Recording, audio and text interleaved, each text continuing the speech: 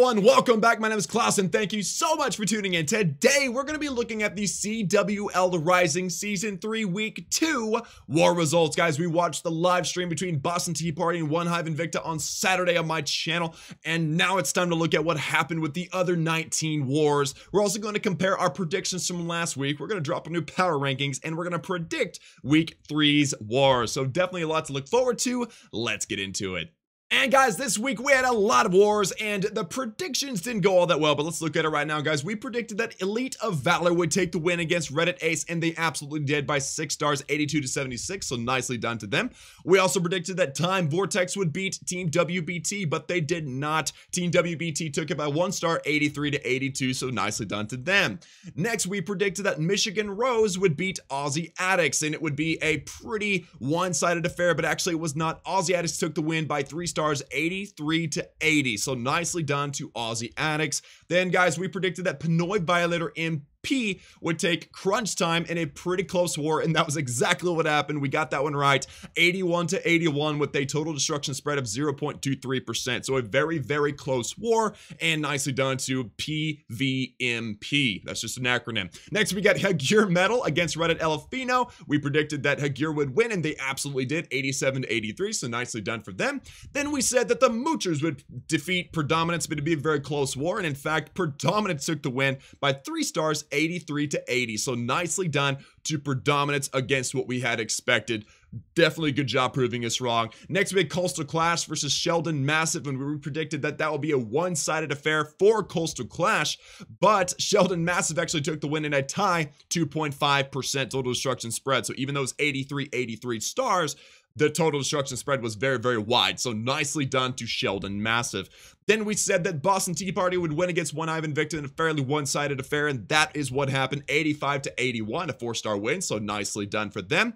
Next, we said that Annihilate would beat Le Grand Alianza by a pretty wide margin. That's what happened. They won 85 to 78, a 7-star win, so nicely done to Annihilate. Next, we had Reddit Hounds taking on Clash Warriors, and we said that Reddit Hounds would win in a pretty one-sided affair, actually a very one-sided affair, and it was actually fairly close. Reddit Hounds did win 82 to 80, but it was only a 2-star win, so nicely done for Reddit Hounds, and Clash Warriors actually held in there, which was very, very good.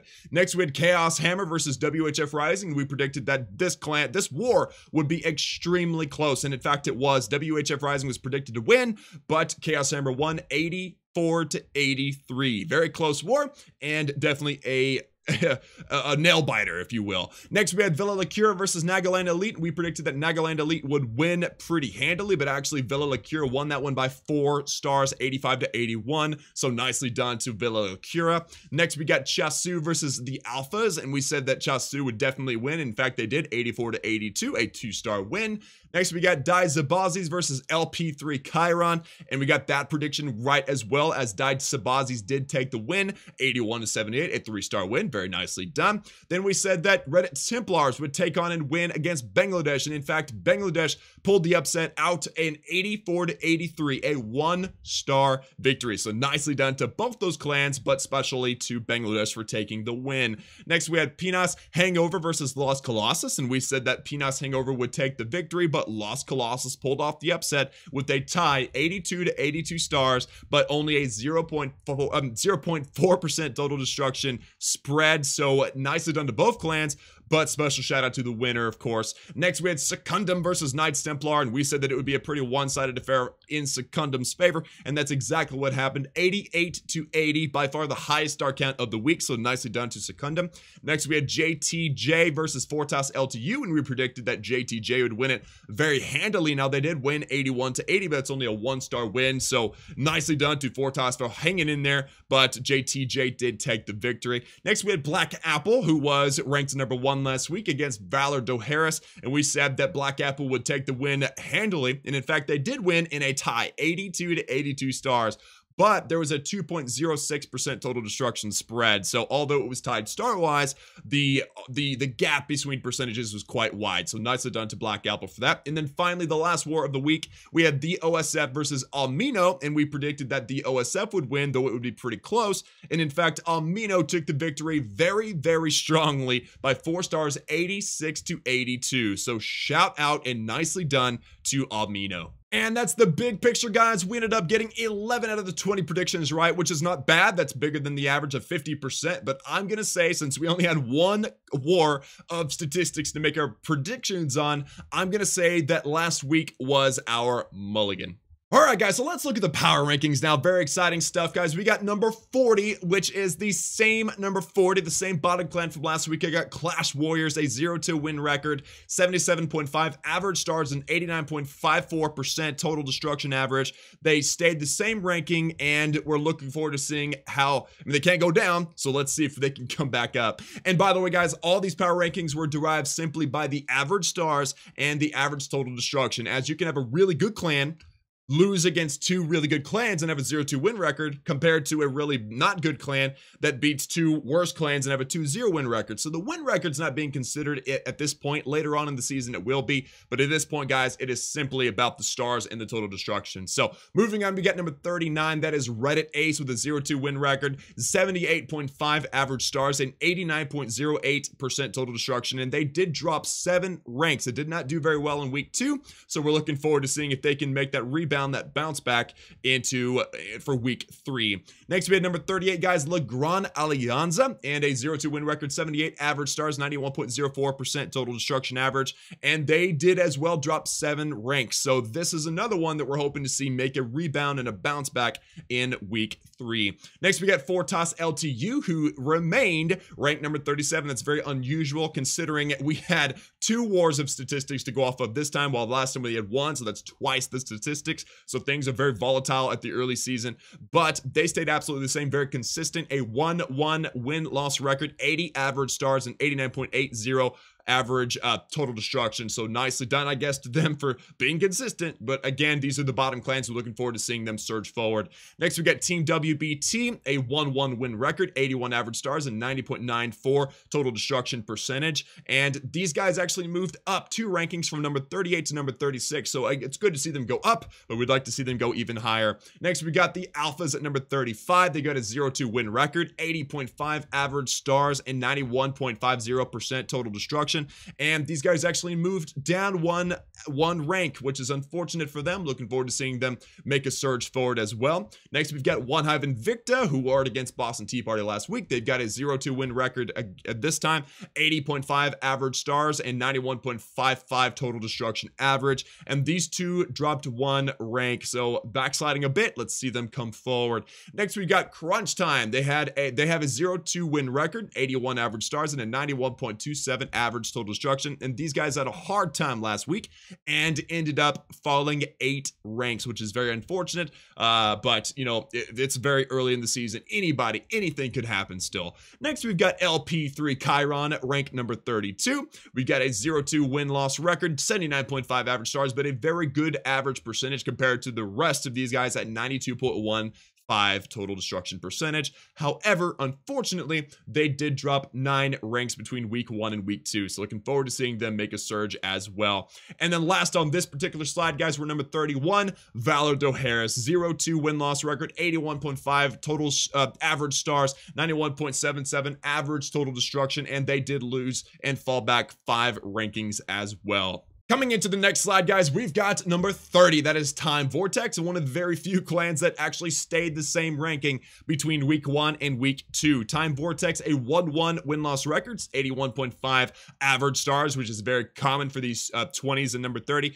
Next, we got 91.92 total destruction for Time Vortex as well. So not bad. They stayed the same. They're consistent. We can appreciate that, but we'd love to see them get up into the top half of this league. Next, we got Sheldon Massive, and they've got a 2-0 win record. So the first non-losing clan. However, their average stars is still 81.5, so they're not pulling the big star counts that they need to get up higher, and their average total destruction is 91.72%. So it stands to reason that even though Sheldon Massive hasn't lost, they're not doing that well in percentage and star counts. So that is why they're so low. However, between week 1 and 2, they moved up 7 ranks, which is excellent for them.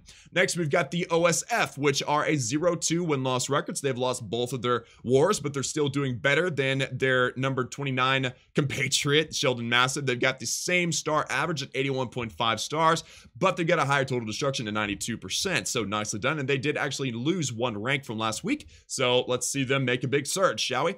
Next, we've got Villa Lacura at number 27, a 1-1 win-loss record, 81.5 stars again, which is very common on this slide. We have a 92.83 total destruction average, and these guys made a huge surge, had a great week, and moved up 12 whole rankings. So nicely done to them. Would love to see them keep up this momentum. Next, we've got Dai Zabazis, number 26. They've got a 1-1 win-loss record, 82 total average stars, and 92.02% total destruction average as well. They did lose 5 ranks for a rough week in week 2, but would love to see them do continue to surge forward and find their place in the CWL Rising Season 3 League. Next, we've got Pinoy Violators, number 25. They've got a 2-0 win-loss record, so the second undefeated team we've seen so far. 81.5 average stars again, and 92.40 total destruction average. Now, they did lose 8 rankings, falling out of the top half into the second half of the CWL Rising League, but they have shown that they have got some potential, so let's see what they do next week. Next, we've got Reddit Elefino, number 24, a 0-2 win-loss record, 81.5 average stars once again, and 92.62% total destruction. And they actually had a good week. They moved up 4 rankings, so nicely done to them, and hoping to see more from them in the future, as I know they're decent guys. Good guys. Decent's an understatement. Next, we got number 23. That is Los Colossus 2-0, the undefeated team, the third undefeated team so far. 81.5 average stars once again, 92.50 average total destruction, and they did move up 6 ranks, so nicely done to them. Next, we've got Knights Templar, a 0-2 win-loss record, 81 average stars, but they have an excellent percentage compared to the rest of the clans mentioned so far at 93.55%. So nicely done for them. Unfortunately, they moved from number 20 rank to number 22, losing 2 ranks between week 1 and 2. So that's unfortunate for them, but looking forward to seeing some good stuff out of them. And then number 21, the top of the bottom half of CWL Rising Season 3, is WHF Rising, a 0-2 win-loss record, 81.5 average stars again, but a pretty good percentage at 93.29%. They did lose 3 ranks between week 1 and 2 due to a difficult war against Chaos Hammer, but we can definitely look forward to seeing some big things for them in the future.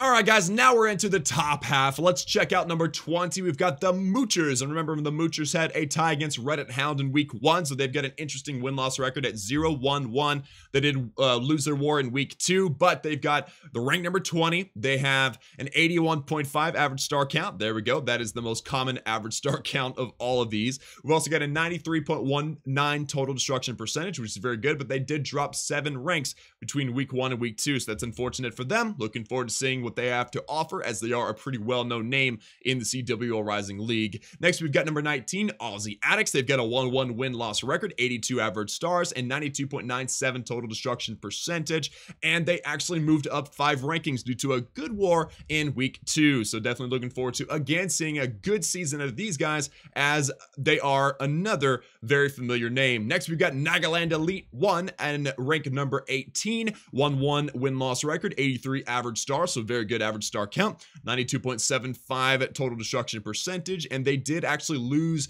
2 rankings due to other clans just bringing it this week. So actually the big story of, I think probably the biggest story of of week 2 was Almino, which is number 17. They actually have a 1-1 win-loss record, 82 average stars, 93.20 total destruction, but they a meteoric rise, 18 ranks between week 1 and week 2. We're probably not going to see anybody beat that. That was an amazing war they had, where they got 86 stars in week 2 compared to week 1, where they probably had, something like 78 stars. So they did an amazing job. They had a huge comeback, and hopefully they can keep up this momentum.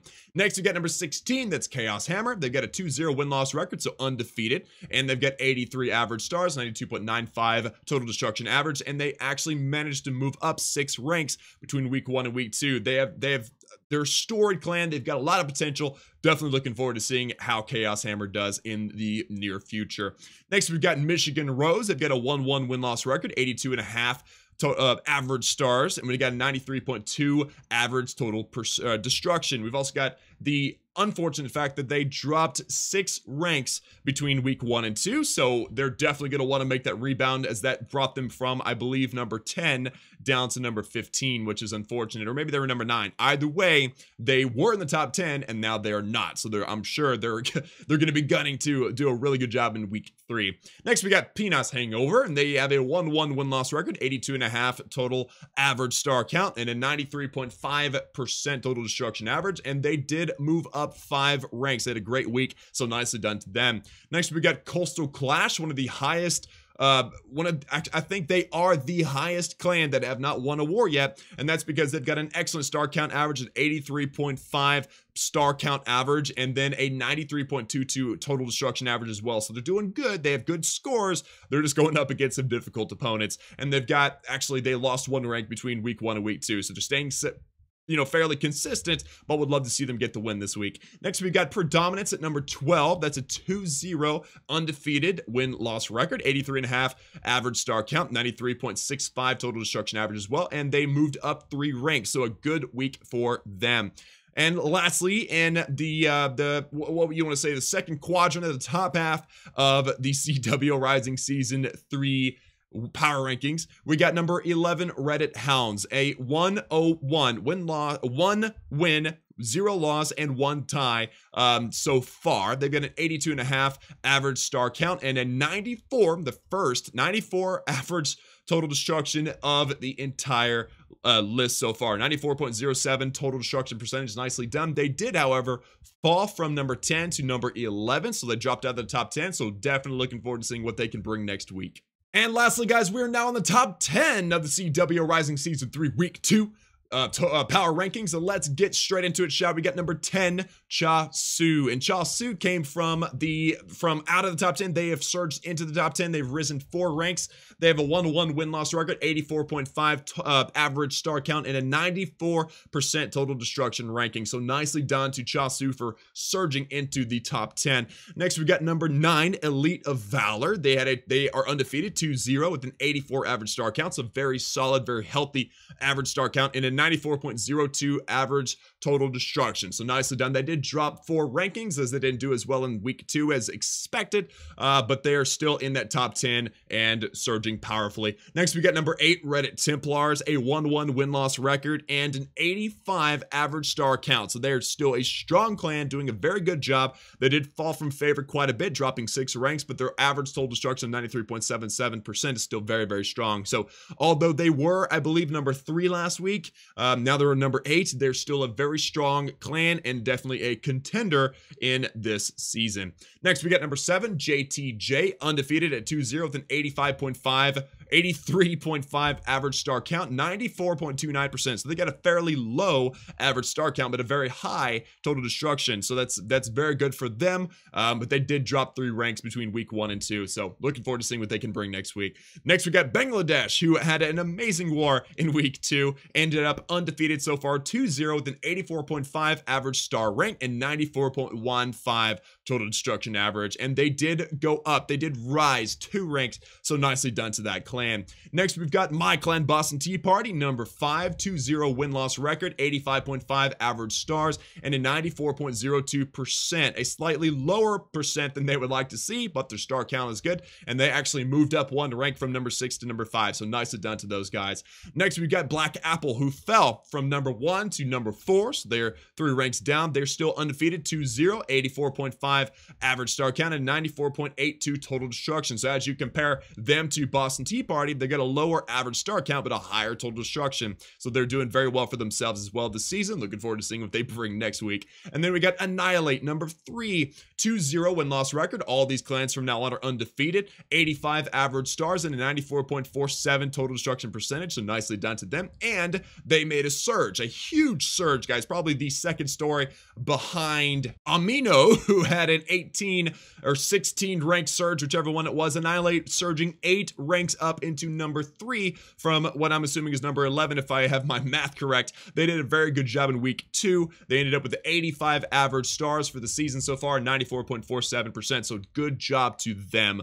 Next, we got Hagur Metal, number 2, also a surge from number 7, I believe, to number 2, so they did a very nice job in week 2, 85.5% stars and 96.19% total destruction, an amazing total destruction percentage, and they definitely deserve that number 2 spot. And then number 1, guys, is Secundum. Secundum, an undefeated clan, 87.5 average stars. They have an amazing average star count and the best total destruction so far. They absolutely deserve that number 1 spot, rising 2 ranks from number 3 to number 1, and they are going to be a force to be reckoned with from this point forward. And moving on, guys, we're now going to go into the prediction side of the video, which is my most favorite part, because now we're looking into the future. We're going to predict how these wars are going to go. So starting out, getting into it, guys, we got Reddit Ace versus Reddit Hounds, 2 Reddit clans. Reddit Ace is ranked number 39. Reddit Hounds is ranked number 11 in our power rankings this week. Reddit Hounds is superior with the 11v10 and 10v10 stats up by 10% and 20% respectively. So the Town Hall 10, Town Hall 11 game is what wins these wars, and the fact that Reddit Hounds is more superior in 11v10 dips and 10v10 attempts really does put them ahead of Reddit Ace, and we're going to give the nod to Reddit Hounds. Next, we got Team WBT versus Hagur Metal, ranked number 36 versus ranked number 2. So you can guess who I'm going to go for, but Hagur Metal is superior in percentage and dealing with the Town Hall 10s and 11s, the same as Reddit Hounds was against Reddit Ace. So we're going to give the nod to Hagur Metal again, plus they're up 34 ranks. That is pretty severe. We'll love to see the comeback or the upset by Team WBT, but we have to go with the numbers. Next, we have the absolute war of the week, guys. We got Elite of Valor, number 9 in our list, versus Chasu, number 10. Now, they're pretty much identical. And in fact, I think they are exactly identical in their 11v10 dip rating. Very, very high. Chasu almost double the 10v11 rating, which is that 2-star 10v11 attempt. But Elite of Valor is nearly double in 10v10 attempts and almost double in 9v9 attempt rating. So it's going to be very, very close, guys. And I'm going to say that Elite of Valor's 10v10 rating being nearly double gives them a lot of breathing room, as 10v10 is still the most difficult thing in CWL War. So we're going to give the nod to Elite of Valor, but being so close in rank, this war could go either way easily, and I'm looking forward to seeing what the results are. Next, we got Time Vortex versus Chaos Hammer. Time Vortex being number 30. Chaos Hammer being number 16. Chaos Hammer superior in every way, unfortunately, statistically, but they have triple the 10v10 rating. So Chaos Hammer with, again, triple the 10v10 rating of Time Vortex. We can probably safely say Chaos Hammer is going to take this and give them the nod. Also, they are 14 ranks ahead, but an upset, still this early into the season, anything can happen. So I wouldn't put it past Time Vortex to make the upset. Next, we've got Aussie Addicts versus Die Sabazis. Aussie Addicts number 19, Die Sabazis number 26. These guys are very, very evenly matched. These clans are very evenly matched, 7 ranks apart. Aussie Addicts are superior in 11v10 attempts and 10v10 attempts, but are inferior in 10v11 and 9v9. So it's a very, very close matchup between the two, and we're going to give it to the 11v10 superiority of Aussie Addicts. Plus, they are higher in the rankings, which is there's a lot of thought that goes into those ratings. So definitely going to give the nod to Aussie Addicts, but this one will also be a close war and could probably be called the War of the Week number 2.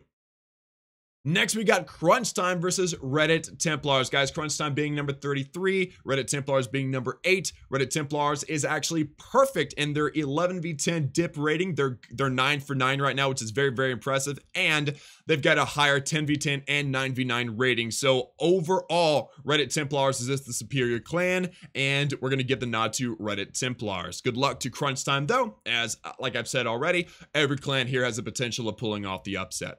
Next, we've got Reddit Elefino versus One Hive Invicta. Reddit Elefino being number 24, One Hive Invicta being number 34. And Reddit Elefino is superior in dealing with 10 10s and 11s, just overall based on the statistics found on War Match. Check those out. There's a link down below in the video description if you want to see that. But Reddit Elefino will get the nod for this war. Again, 10 ranks ahead. That definitely helps their cause. Next, we've got Predominance versus Peanuts Hangover. Now, these are ranked 12 and 14, a very, very close war. These guys are very similarly matched, guys. Predominance is 38%. Predominance has a 38% 11v10 dip advantage success rate. So that is huge considering they're slightly inferior in 10v11 and 9v9. So it's really a close call, guys, but those 11v10 dips really do make the war generally. 10v10 as well. So we're going to give the nod to predominance, but this one, again, very, very close. Could easily go either way, and this is definitely a war that needs to be watched. Next, we got Pinoy Violator MP versus Coastal Clash. Now, these two have a pretty spread rankings. 25 for Pinoy Violator, 13 for Coastal Clash. They've got nearly identical statistics, which is interesting. However, Coastal Clash has a 30% advantage on 11v10 dips, and so that is going to tilt it their direction. So Coastal Clash gets the nod for this one. Next, we've got Sheldon Massive, number 29, versus Secundum, which is currently our league leader. And it's interesting because they have 28 rankings separate the two, but they've got very, very similar ratings, very similar statistics, except for one thing. Secundum has a 41% 10v10 rating, which is extremely high, guys, and I think that's why they're so dominant right now in the league. So Secundum, being number one, is definitely going to get the nod this time. Next, we got Annihilate versus the Moochers, and again, Annihilate had a meteoric rise into top 10 this week, so very nicely done for them, and they're ranked number 3. The Moochers are number 20. And Annihilate has a 92% 11v10 dip rating, which is 42% above the Moochers. That's almost enough for me. Everything else is pretty similar. We're going to give the nod to Annihilate. Next, we got Legrand Alianza versus Nagaland Elite. Legrand Alianza being number 38 in the league. Nagaland Elite number 1 is number 18. LGA, it has no... Listen to this, guys. They don't have any 10v11 2-star successes out of 17 attempts. So that already says, plus they're ranking 20 below Nagaland Elite. I think we can safely give the nod to Nagaland Elite, but it could go either way, considering, again, we're so early in the season. Next, Villa La Cura versus Michigan Rose. Villa La Cura being ranked number 27, Michigan Rose being number 15. And these clans actually have an identical 11v10 success rating, which is very, very interesting at 81.8%. And those dips are very, very important. So overall, their statistics are very similar. So we have to just go simply with the power rankings, and that gives the nod to Michigan Rose at number 15. So best of luck to both of those clans in that war. It's going to be a good one. Next, we got Clash Warriors, who is ranked number 40, or our bottom clan, unfortunately, versus Valado Harris, which is number 31. Now, the only thing, they're fairly similar clans. The only thing is that neither clan has had a successful 10v10 3-star. So that is going to determine the war. But overall, based on the statistics and the power rankings, Valado Harris gets our nod this time. Next, we got WHF Rising versus Almino. Now, this is going to be a huge war, guys, because, again, Almino had that meteoric surge into the top half of the league, which is very good, versus WHF Rising, who definitely has the potential to be a top clan in the league. And WHF Rising, number 21, Almino, number 17.